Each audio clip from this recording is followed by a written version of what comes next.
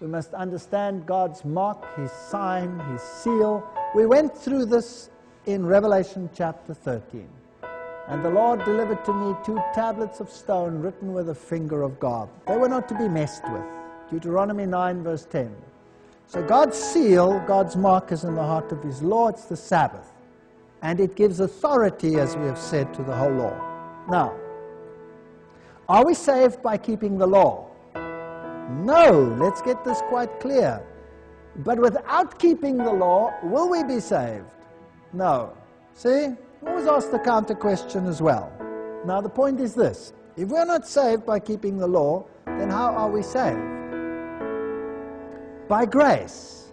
Grace saves us. 100%. Grace saves us. We are saved by grace.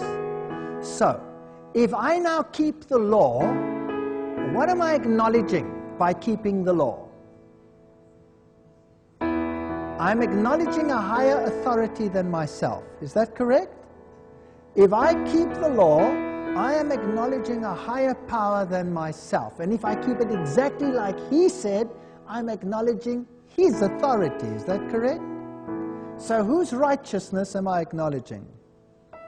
Jesus's. So don't think that by saying keep the law, you are legalistic. No.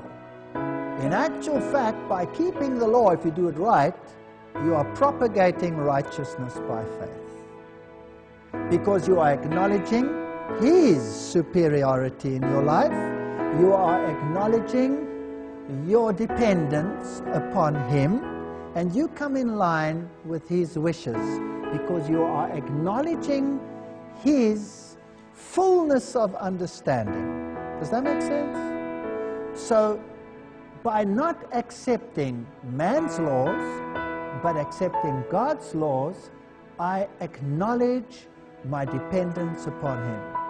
And I accept His righteousness by faith.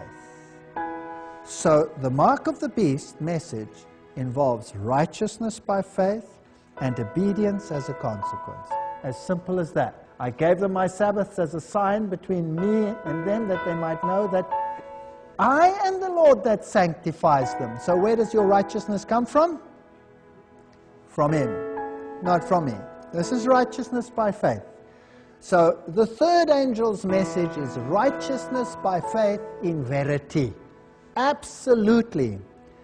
It could be construed as legalism if you wanted to. But in actual fact, what you are doing by keeping the law, if you understand it correctly, is acknowledging a higher power. And the mark of the beast, Sunday is our mark of authority. Well, they say it themselves. The church is above the Bible, and this transference of the Sabbath observance is proof of that fact. Catholic Record, September 1, 23. She took the pagan Sunday, she made it the Christian Sunday. The pagan Sunday, dedicated to Balder, became the Christian Sunday, sacred to Jesus. And she acknowledges it. She says, of course, the Catholic Church claims that the change was her act, and the act is a mark of her ecclesiastical power. So it's not a question so much of a day as it is of authority. If I obey this system, I am exalting human laws, and basically I'm saying I'm getting my sanctification from whom? From the church. And that's what you want. No church can give me sanctification, not even the one that I'm in. No church can give me sanctification. Only Jesus Christ can give me sanctification. That's it. So, who do I acknowledge? The earthly powers or the heavenly powers? That's the question. Choose whom you want to acknowledge. God or man? The power of sanctification through God or the power of sanctification through man, which leads to death. And unfortunately, all the world wanders after the beast. So the third angel's message is, do not acknowledge man's law superior to God's law. The test will be the Sabbath. Might they put a microchip into your hand? Maybe. Maybe to control your buying and selling. But a chip is not your character of allegiance. Here's the patience of the saints. are they that keep the commandments of God and the faith of Jesus, Revelation 14. That's the last message of warning to the world. It's a tough message.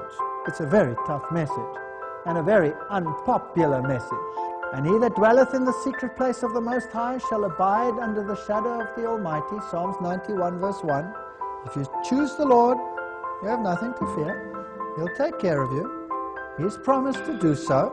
And that final message of warning, as hard as it sounds, is a message of love, because it calls us to acknowledge Jesus. Think of the simplicity of it. My people, he's basically saying, I love you. It is time for judgment to come. Why don't you leave the evil philosophies of this earth? Why do you want to be steeped in evolution and all these philosophies? Why don't you acknowledge me as your creator and your redeemer? Why do you want to follow philosophies that exalt the human and denigrate the divine?